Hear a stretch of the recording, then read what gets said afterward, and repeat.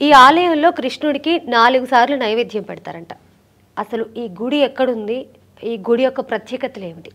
తప్పకుండా ఇది వచ్చేసి తిరుపావూరు కేరళలో ఉంటుందమ్మా ఈ గుడి.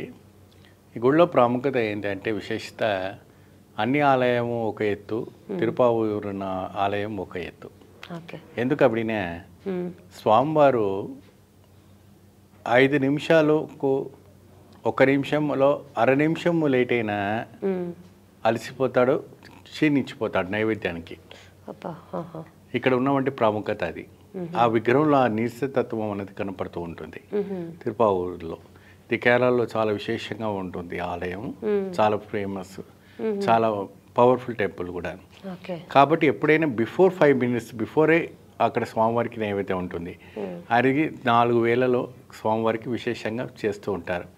ఇందు తిరుపావూరు ఆలయంలో ఎక్కువ శాతము బ్రాహ్మణులు కళ్యాణం కాని వాళ్ళే ఉంటారు. మ్యారేజ్ అయిన వాళ్ళు చేయరు. ఒక నంబూదిరిస్ ఎవరైతే ఉంటారో వాళ్ళంతా కూడాను బ్రహ్మచర్యంతో ఉండి ఆ ఒక కఠోరమైన నిష్ఠాచారంతో ఉండి చేయాలి. అక్కడ నిరుగా వస్త్రాలు ధరించరాదు, కోమలం కట్టుకొని చేయాలా. అక్కడ అనుష్ఠానం నిష్టం ఎక్కువగా, అనుష్ఠానం బాగుంటుంది. తిరుపావూరులో చాలా అనుష్ఠానం చాలా ఉంటుంది. అక్కడ వచ్చేవంటి భక్తులకి కోరిన వంటి కోరిక కొంగు బంగారుగా మారుతుందట. ఎటువంటి కోరికనే ఉండనివ్వండి, బ్రహ్మాండంగా అయినా వరం ఇవ్వటం అనేది జరుగుతుంది. చాలా విశేషమైన వంటి ఫలితం రావటం అనేది కూడా జరుగుతుంటుంది.